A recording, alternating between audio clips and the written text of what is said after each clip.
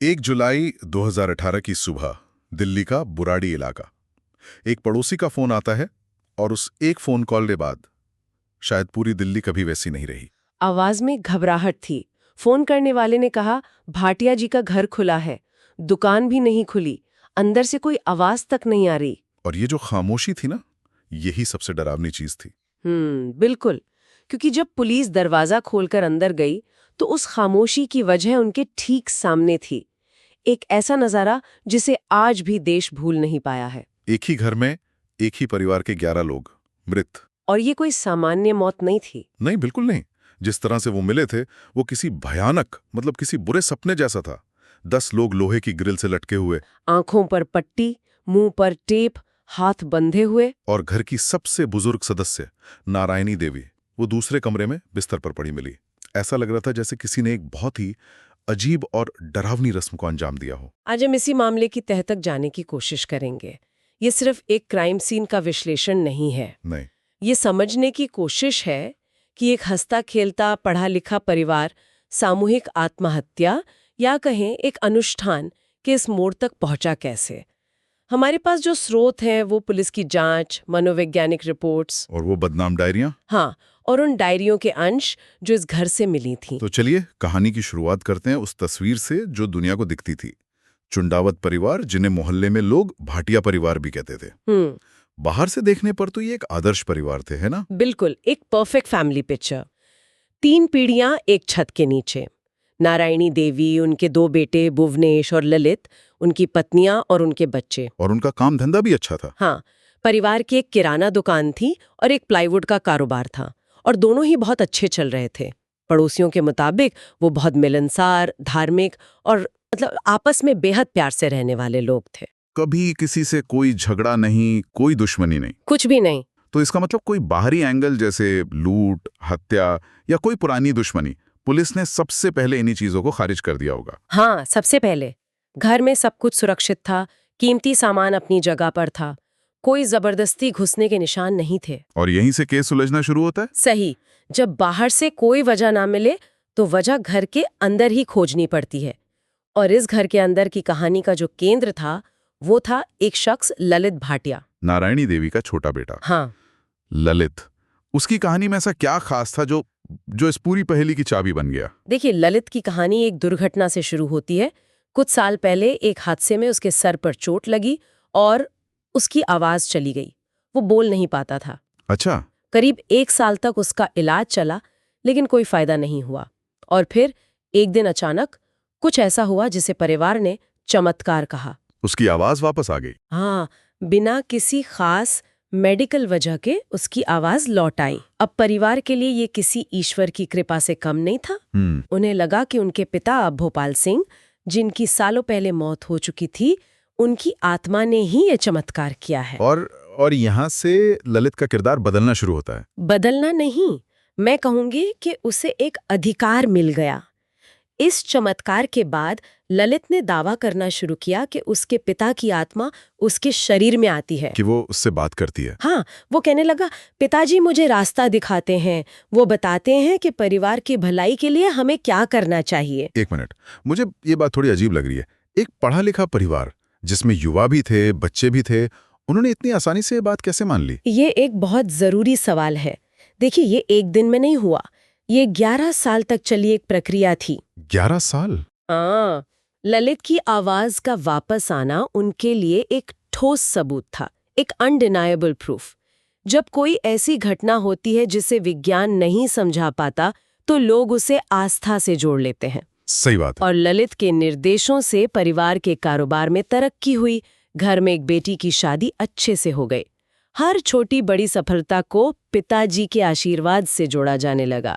अच्छा। तो धीरे धीरे ललित की आवाज पिताजी की आवाज बन गई, और उस आवाज पर सवाल उठाना मतलब पिताजी का अपमान करना। ये तो एक तरह का मनोवैज्ञानिक जाल है। मतलब आप एक ऐसी व्यवस्था बना देते हैं जहां सवाल पूछने की गुंजाइश ही खत्म हो जाए। बिल्कुल, एक बंद इकोसिस्टम। और इस जाल का सबसे बड़ा सबूत पुलिस को घर से मिला। 11 डायरियाज। हाँ, 11 डायरियाज। ये डायरिया तो इस केस का दिल है।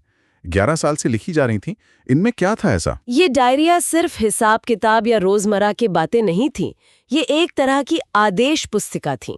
कमांडमेंट की तरह? हाँ, इनमें पिताजी के नाम पर दिए गए निर्देश लिखे थे। घर कैसे चलेगा, कौन क्या करेगा, पैसों का इस्तेमाल कैसे होगा, और सबसे डरावनी बात, उस अंतिम अनुष्ठान की पूरी स्क्रिप्ट। स्क्रिप्ट?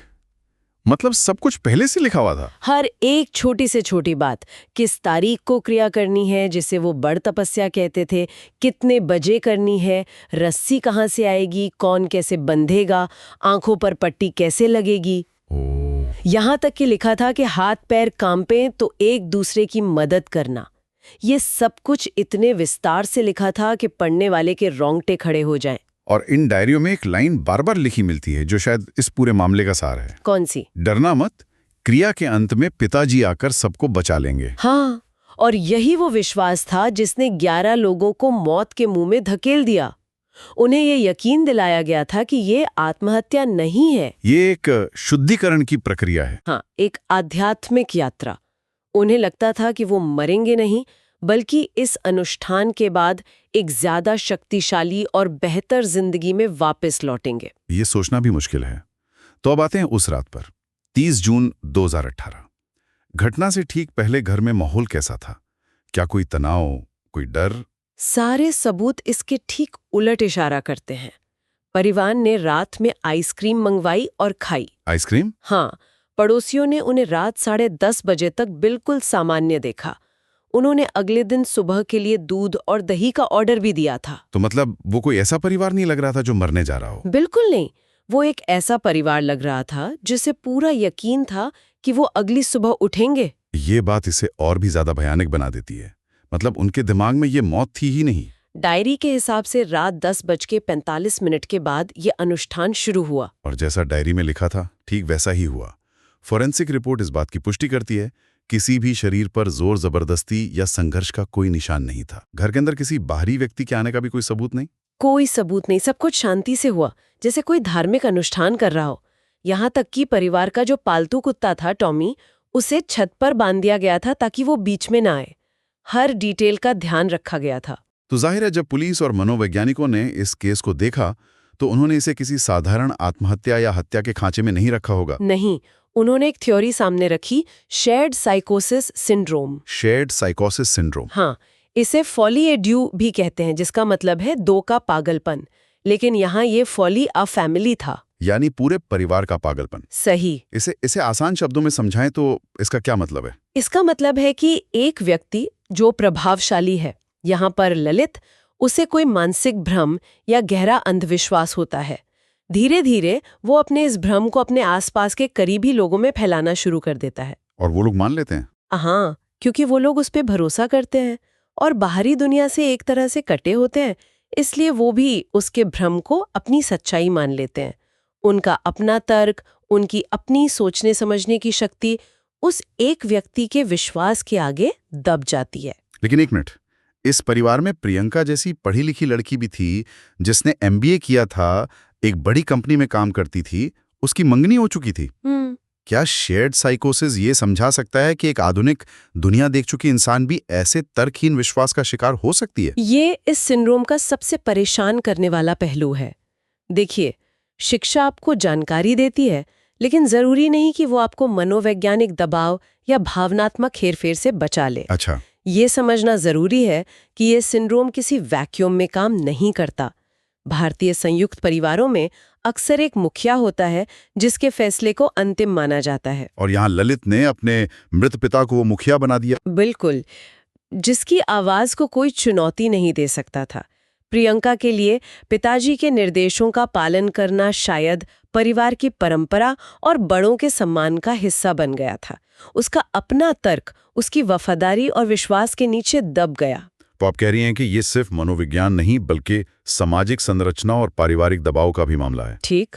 ललित का भ्रम, परिवार की आस्था और सामाजिक संरचना, इन तीनों ने मिलकर एक ऐसा घातक कॉकटेल तैयार किया जिसका अंजाम इतना भयानक हुआ। पुलिस का निष्कर्ष भी यही था कि ये एक एक्सीडेंटल सुसाइड का मामला है जो एक अनुष्ठान के गलत हो जाने की वजह से हुआ। हाँ। लेकिन जितने जवाब मिले वो फंदे से लटकी नहीं मिली। वो बिस्तर पर मृत पाई गई। हाँ, उनकी मौत का तरीका बाकी 10 लोगों से अलग क्यों था? इससे तो कई बातें निकलती हैं।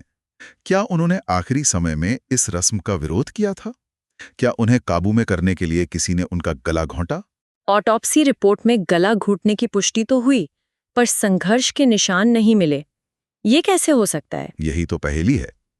एक थ्योरी ये है कि शायद उनकी उम्र की वजह से अनुष्ठान में उनका रोल अलग था, या ये भी हो सकता है कि बाकियों को यकीन दिलाने के लिए उनकी हत्या अनुष्ठान के हिस्से के तौर पर की गई हो, पर यह सिर्फ एक थ्योरी है। कोई ठोस सबूत नहीं है। और भी सवाल हैं, जैसे घर के दरवाजे और खिड़कियां खुली क्यों छोड़ी गई थीं? हाँ, ये भी एक बड़ा सवाल है। अगर उन्हें यकीन था कि पिताजी आके उन्हें बचा लेंगे, तो दरवाजा खुला छोड़ने का क्या तर्क था? क्या वो किसी के आने का इंतजार कर रहे थे? एक और अहम सवाल डायरियों की लिखावट को लेकर है। हालांकि ज्यादातर लिखावट प्रियंका और ललित के भतीजे की लगती है, पर निर्देश तो ललित देता था। तो क्या ये सब सिर्फ ललित के दिमाग की उपज थी, या वो खुद किसी गहरे मनोवैज्ञानिक भ्रम का शिकार था? और उसे सच में लगता था कि उसके पिता उससे बात कर रहे हैं? हम कभी नहीं जान पाएंगे। और सबसे बड़ा सवाल जो मुझे आज भी परेशान करता है, क्या सभी 11 लोग आखिरी पल तक 100% इस पर यकीन करते थे? क्या किसी के मन में एक पल के लिए भी शक नहीं आया, खासकर उन बच्चों के मन में?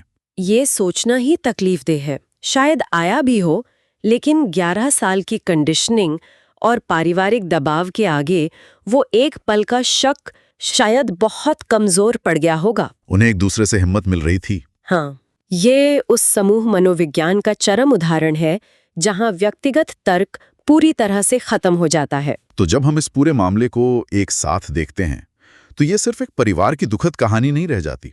नहीं, ये उससे कहीं ज्यादा है। बुराड़ी मामला एक चेतावनी है, एक आईना है जो हमें दिखाता है कि अंधविश्वास, मनोवैज्ञानिक दबाव और एक बंद सूचना प्रणाली का मिश्रण कितना खतरनाक हो सकता है। ये दिखाता है कि कैसे एक परिवार जो बाहर से बिल्कुल सामान्य दिखता है, अंदर से एक ऐसी सच्चाई जी रहा हो सकता है जिसकी हम कल्पना भी नहीं कर सकते। 11 लोग, एक रात, एक विश्वास और एक रहस्य जो शायद कभी पूरी तरह से हल नहीं होगा। हर जवाब अपने पीछे एक नया और ज्यादा मुश्किल सवाल छोड़ जाता है। ये केस हमें आधुनिक समाज में आस्था और तर्क के बीच के संघर्ष को बहुत ही क्रूर तरीके से दिखाता है। सही कहा। ये बताता है कि विज्ञान और टेक्नोलॉजी के इस युग में भी इंसानी मन कितना नाजुक और कितना शक्तिशाली हो सकता है, बनाने के लिए भी और मिटाने के लिए भी। हम इस चर्चा को एक अंतिम विचार के साथ खत्म करते हैं। ये मामला एक बहुत ही मुश्किल सवाल खड़ा करता है, जो सिर्फ भाटिया परिवार के लिए नहीं, बल्कि हम सब के लिए है। आस्था और अंधविश्वास के बीच की बारीक रेखा आखिर कहाँ है? और तब क्या होता है जब एक पूरा परिवार प्यार और भरोसे के नाम पर मिलकर उस रेखा को पार कर जाता है?